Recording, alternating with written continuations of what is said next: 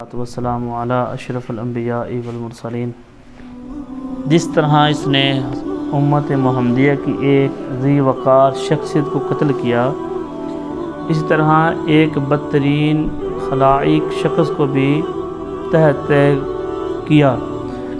آج ہم جس صحابی کا واقعہ پڑھ رہے ہیں، یہ بھی بڑی دکھی داستان چھپائے ہوئے ہے اور بڑے عظیم صحابی ہیں۔ حضرت ابو دسمہ وحشی بن حرب رضی اللہ عنہ وہ کون شخص ہے جس نے غزوہ احد میں حضرت حمزہ بن عبد المطلب کو قتل کر کے رسول اللہ صلی اللہ علیہ وسلم کا دل دکھایا تھا، پھر جنگ یمامہ میں مسلمہ کذاب کو قتل کر کے مسلمانوں کے دلوں کو ٹھنڈا کیا۔ وہ تھے وحشی بن حرب جن کی کنیت ابو دسمہ تھی۔ ان کی طرف ایک بڑی دردناک داستان منسوب ہے۔ آئیے ہم آپ کو یہ داستان غم انہی کی زبانی سناتے ہیں۔ ابو دسمہ وحشی بن حرب بیان کرتے ہیں کہ میں قریش کے ایک سردار حبیب بن مطعم کا غلام تھا۔ غزوہ بدر میں اس کے چاچا طعمیہ بن عدی کو حمزہ بن عبد المطلب نے قتل کر دیا۔ اس سے میرے مالک کو بہت غم لاحق ہوا اور اس نے لات و عزیٰ کی قسم کھائی کہ میں اپنے چاچا کے قاتل سے ضرور بدلہ لوں گا۔ اس کے بعد وہ حضرت حمزہ کو قتل کرنے کے لیے گھات میں لگا رہا۔ ابھی زیادہ وقت نہ گزرا تھا کہ قریش رسول مقدس حضرت محمد مصطفیٰ صلی اللہ علیہ وسلم کے خلاف نامرد آزما ہونے اور بدر کے مقتولین کا بدلہ چکانے کے لیے نئے جوش حوالہ سے غزوہ احد کے لیے تیاری کرنے لگے۔ لشکر کو ترتیب دیا، معاونین کو جمع کیا، تیاری مکمل کی، لشکر کی قیادت ابو سفیان بن حرب کے سپرد کی اور اس مہم کے لیے روانہ ہو گئے۔ ابو سفیان اس موقع پر قریش کی ان بیگمات کو بھی ہمراہ لے لیا جن کے خامند باپ یا بھائی قتل ہو چکے تھے، تاکہ یہ میدان جنگ میں لڑائی کرنے والوں کے حوصلہ بلند کرنے، میدان سے بھاگنے کی صورت میں یہ بیگمات راستے میں کھڑی ہو کر انہیں آر دلائیں۔ ان بیگمات میں ابو سفیان کی بیوی ہندہ بنت عتبہ پیش تھی۔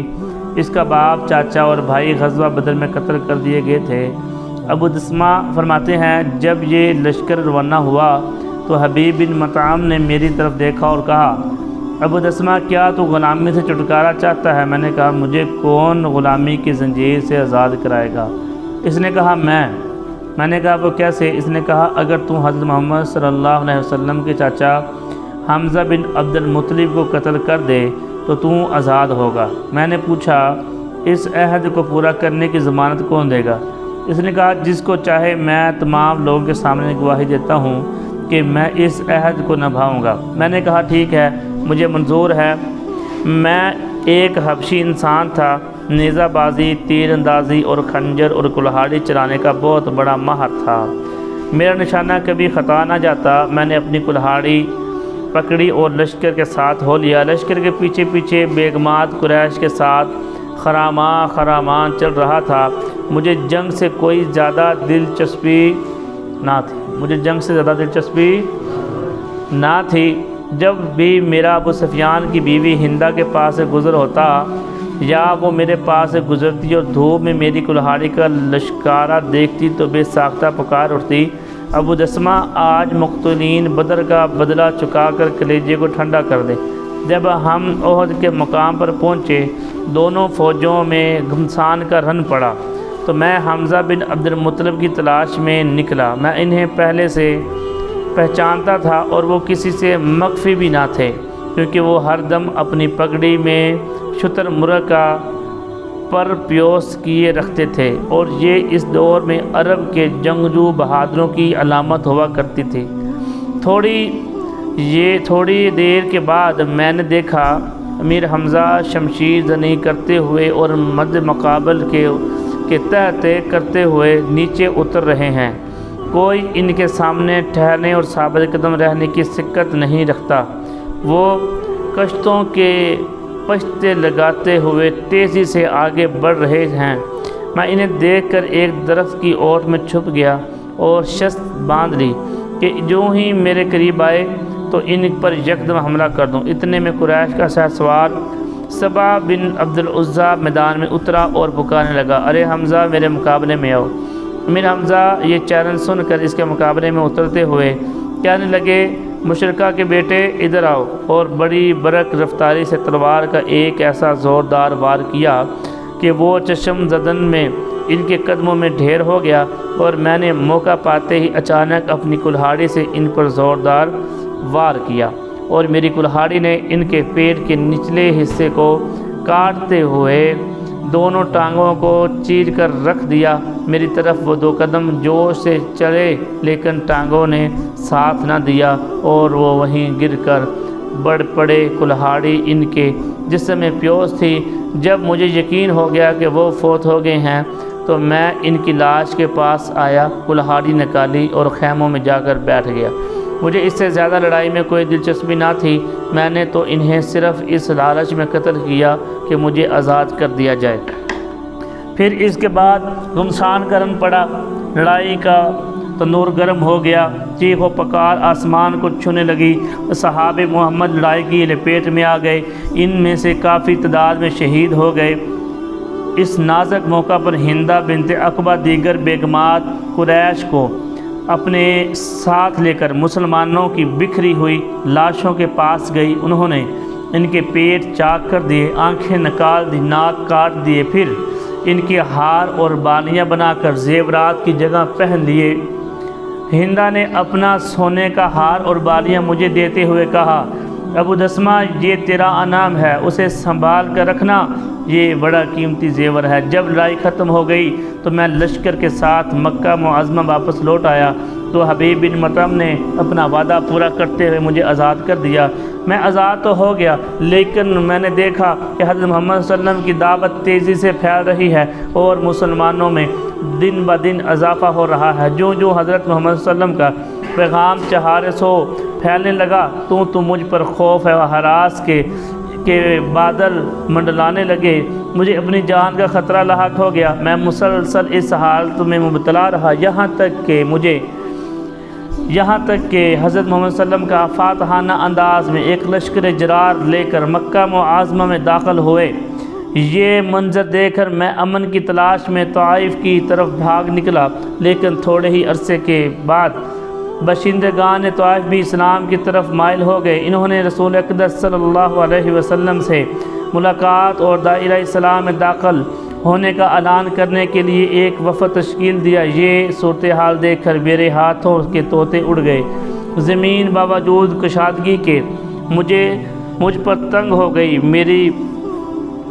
میری گلو خلاصی کے تمام راستے بند ہوتے دکھائی دینے لگے۔ میں سوچنے لگا کہ اب شام، یمن یا کسی اور ملک کی طرف بھاگ جاؤں۔ بخدا میں اسی حزن و ملال میں مبتلا تھا کہ میری حالت زار دیکھ کر ایک خیر خواہ کو مجھ پر ترس آ گیا، اور اس نے کہا، ارے وحشی بن حرب، اللہ کی قسم حضرت محمد صلی اللہ علیہ وسلم ایسے شخص کو قتل نہیں کرتے جو کلمہ طیبہ پڑھ کر دائرہ اسلام میں داخل ہو جاتا ہے۔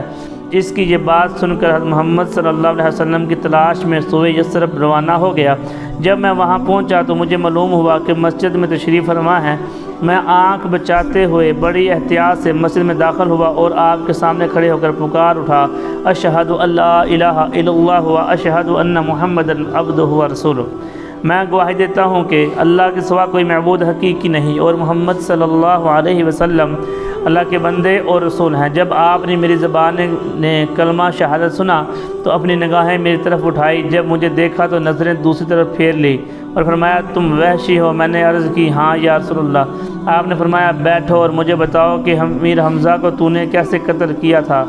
میں نے وہاں بیٹھ کر پورا واقعہ بیان کر دیا۔ جب میرا بیان ختم ہوا تو آپ نے غصے سے اپنا چہرہ مبارک دوسری طرف پھیرتے ہوئے کہا، وحشی تم پر افسوس ہے، میری نظروں سے دور ہو جاؤ، آج کے بعد میں تجھے نہ دیکھوں۔ اس دن سے میں آپ کی نگاہوں سے ایک طرف رہنے لگا۔